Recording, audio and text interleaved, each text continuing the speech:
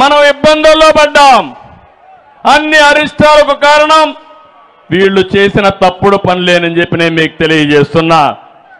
ఇంకో పక్క ఈ ముఖ్యమంత్రిని ఒక్కసారి మీరు గుర్తుపెట్టుకోవాల్సింది, ఎంత టైం అయినా మాట్లాడుతూ ఉంటే ఒక పెత్తందారు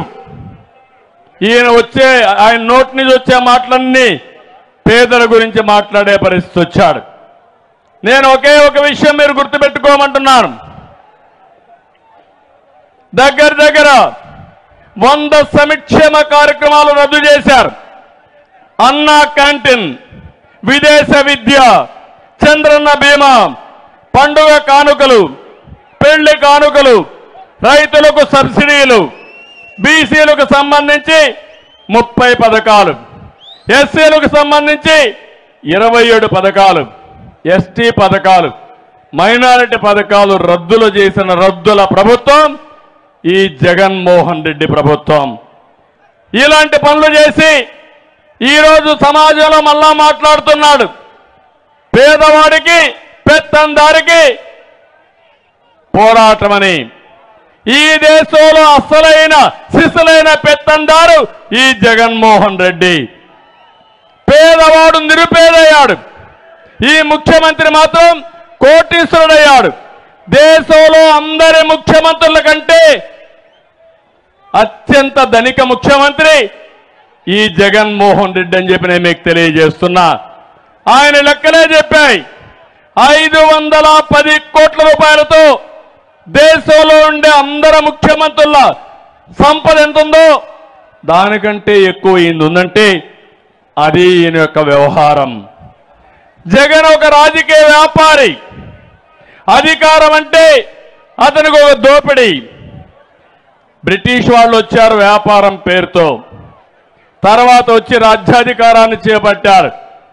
దేశంలో ఉండే సంపదంతా కొల్లగొట్టారు. కడాన మన కోహినూరు డైమండ్ కూడా ఈరోజు బ్రిటన్కి తీసుకుపోయే పరిస్థితికి వచ్చాడు.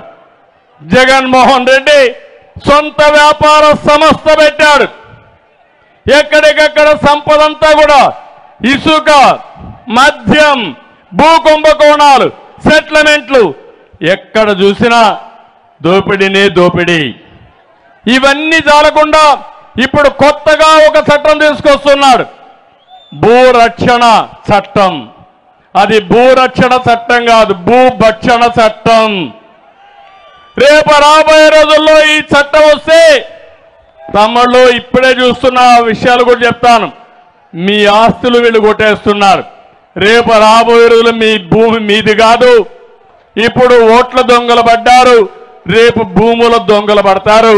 మనకు అన్ని ఇబ్బందులు వస్తాయని చెప్పి కూడా నేను మీకు తెలియజేస్తున్నా. అందుకని నేను టోటల్గా చెప్తున్నా, ల్యాండ్ టైటిలింగ్ యాక్ట్, భూరక్షణ చట్టం తెలుగుదేశం వస్తాని రద్దు చేస్తాం, యథావిధిగా ముందుకు పోతామని మీ అందరికీ హామీ ఇస్తున్నా. దుర్మార్గుల చేతుల్లో టెక్నాలజీ ఉంటే అత్యంత ప్రమాదకరం. ఏమి బాధ లేదు. మీ భూమి పక్కన 22A అని ఒక్క లెటర్ రాస్తే ఇంకా నీ భూమి పని అయిపోయింది. ఇది గవర్నమెంట్ భూమి అయిపోతుంది ఒక్క దాంతోనే. దానిపైన నువ్వు అప్పీల్ కూడా పోవడానికి వీల్లేదు. నేరుగా హైకోర్టుకు పోవాలి. ఎంతమంది హైకోర్టుకు పోతారని అడుగుతున్నా. ఇలాంటి పనికి మాలిన పనులన్నీ చేసే పరిస్థితికి వచ్చారు. మళ్ళీ ఈరోజు మనం చూస్తున్నాం, మళ్ళా కొత్త డ్రామా వేస్తున్నాడు. నిన్న మొన్న మీరు చూశారు, మీ బిడ్డ అంటూ ఎన్నికల ప్రచారానికి వస్తున్నాడు. మీరు ఒకటే చెప్పాలి, నువ్వు మా బిడ్డ కాదు, రాష్ట్రానికి పట్టిన క్యాన్సర్ గడ్డ, మిమ్మల్ని వదిలించుకుంటామని చెప్పాలి. సినిమాల్లో పాత సినిమాల్లో చూసేవాడు నాగభూషణాన్ని, జ్ఞాపకం ఉందా మీకు? తడిగుడ్డతో గొంతులు కోసేవాడు. అలాంటి తడిగుడ్డతో గొంతులు కోసే రకం ఈ జగన్ అని చెప్పి కూడా నేను మీకు తెలియజేస్తున్నా. అన్ని కుట్రలే, అన్ని కుతంత్రాలే. చేసేది మాత్రం మీరు చూశారు. బాబాయ్ ఏమైంది? బాబాయ్ ఊ కిల్డ్ బాబాయ్. ఎన్ని డ్రామాలు జరిగాయి బాబాయ్ దీంట్లో. ఇప్పటికి కూడా అసలు వాళ్ళు అరెస్ట్ అయ్యారా అని నేను అడుగుతున్నా. అసలు వాళ్ళు అరెస్ట్ గారు. కడాన మీరు చూస్తే ఆయన కూతురు ముఖ్యమంత్రి చెల్లెలు ఆవిడ మీదనే కేసులు పెట్టారు. సిబిఐ పైనే కేసులు పెట్టే పరిస్థితికి వచ్చారు. ఏమనాలి వీళ్ళని అడుగుతున్నా అంటే అడిగే వాళ్ళు లేరు. ఏం చెప్పినా నమ్మతారు. దౌర్జన్యం చేయాలని చేసే పరిస్థితికి వచ్చారు. నిన్నే చూశారు కోడి కత్తి సీను. ఏం తమ్ముళ్ళు ఆ కోడి కత్తి సీను ఏమయ్యాడు ఇప్పుడు? ఎన్నేళ్ళయింది? 5 సంవత్సరాలు. ఒక దళిత వ్యక్తి ముఖ్యమంత్రి ఆ రోజు చెప్పాడు, నేనేదో లైట్ గా పొడిస్తే ముఖ్యమంత్రి అవుతాడని.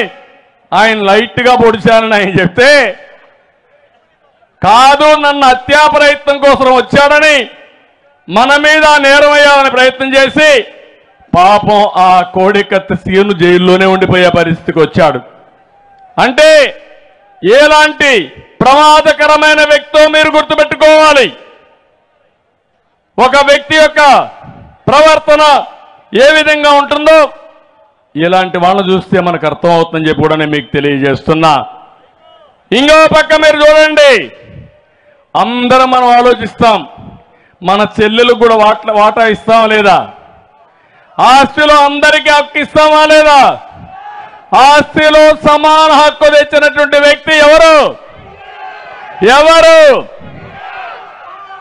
ఎన్టీ రామారావు గారు మొట్టమొదటిసారిగా మగబిడ్డ ఆడబిడ్డ సమానమే, ఆస్తిలో ఇద్దరికి సమాన హక్కు ఇవ్వాలని చట్టం తెచ్చిన ఒక మహానాయకుడు ఎన్టీ రామారావు గారని చెప్పి నేను మీకు తెలియజేస్తున్నా. కనీసం ఆస్తిలో హక్కు కూడా ఇచ్చే పరిస్థితిలో లేడు. మొన్నటి వరకు మీరు చూశారు ఏ విధంగా మాట్లాడారు. ఆవిడైతే మొత్తం జగనన్న బాణం. ఇప్పుడు జగనన్న బాణం ఎక్కడికి వచ్చిందో మీరే చూస్తున్నారు. మళ్ళీ అంటే నేనేమంటున్నానంటే విశ్వసనీయత గురించి మాట్లాడుతున్నారు. ఇదా మీ విశ్వసనీయత నేను అడుగుతున్నా. ఇంకో మాట చెప్పాడు, మద్యపాన నిషేధం చేయకపోతే ఓట్లు అడగనని చెప్పాడా లేదా? చేశాడా అని మిమ్మల్ని అడుగుతున్నా. 36,000 కోట్ల రూపాయలు తాకట్టు పెట్టి డబ్బులు తెచ్చాడా లేదా? ఇప్పుడు ఓటు అడిగే హక్కు ఆయనకుందా అని అడుగుతున్నా. లేదు అంటే గట్టిగా చెప్పండి, ఓటు అడిగే హక్కు లేదని. అంటే కథలన్నీ చెప్పి తాగుబోతుల బలహీనత అడ్డం పెట్టుకుని ఇంకా ఎక్కువ తాగిచ్చాలని 36,000 కోట్ల రూపాయలు అప్పు తెచ్చి నాకు విశ్వసనీయత ఉందని మాట్లాడే వ్యక్తుల్ని ఏమనాలి నాకైతే అర్థం కావడం లేదు. ప్రతి ఏటా జాబ్ క్యాలెండర్ ఏం తమ్ముళ్ళు వచ్చిందా? ఉద్యోగాలు డిఎస్సి పెట్టాడా? డిఎస్సి ఒక డిఎస్సి పెట్టారా? 5 ఏళ్లలో వస్తాయా ఉద్యోగాలు? మళ్ళా జాబు రావాలంటే తెలుగుదేశం జనసేన ప్రభుత్వం రావాలి. తెలుగుదేశం జనసేన ప్రభుత్వం వస్తే యువతకు హామీ ఇస్తున్నాం, ప్రతి ఒక్కరికి ఉద్యోగం కల్పించే బాధ్యత మాది అని మరొక్కసారి హామీ ఇస్తున్నా. అందుకే యువతకు హామీ ఇస్తున్న యువగళం కింద 20 లక్షల ఉద్యోగాలు ఇప్పించే బాధ్యత ప్రభుత్వంలో ప్రైవేట్లో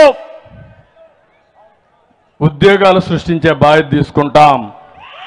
ఇంకో పక్క ఉద్యోగం వచ్చే వరకు 3,000 రూపాయలు నిరుద్యోగ భృతి ఇస్తాం. ఇదే కాదు, తమిళలో ఆంధ్రప్రదేశ్ని ప్రపంచానికే అనుసంధానం చేస్తాం. మీ ఇంట్లో కూర్చొని వర్క్ ఫ్రమ్ హోమ్, మీ ఇంట్లో కూర్చొని ప్రపంచం మొత్తం పనిచేసే విధానానికి శ్రీకారం చుడతాం. ఇంకా బోరు కొడితే అన్ని మండలాల్లో పెద్ద గ్రామాల్లో వర్క్ స్టేషన్లు పెట్టి అక్కడొచ్చే పనిచేసే విధానానికి శ్రీకారం చుడతాం. ప్రపంచంలో ఉండే కంపెనీలన్నీ తీసుకొస్తాం. తద్వారా ప్రతి ఒక్క తమ్ముడికి ప్రతి ఒక్క చెల్లెలకి ఉపాధి కల్పించే బాధ్యత మాదని మరొక్కసారి మీ అందరికీ హామీ ఇస్తున్నా. ఇంకో పక్కన ఈరోజు మీరు చూడండి, వీళ్ళు రేపు వస్తారు, మళ్ళీ ప్రచారానికి వస్తారు. వైసీపీ నేతలు నిలదీయండి. మాకు కావాల్సింది బూతుల నేతలకు కాదు, అభివృద్ధి పాలకులు కావాలని మీరు నినదించాల్సిన అవసరం ఉంది. గ్రామ గ్రామంలో మేము అడిగింది మా బిడ్డలకు ఉద్యోగాలు, గంజాయి కాదని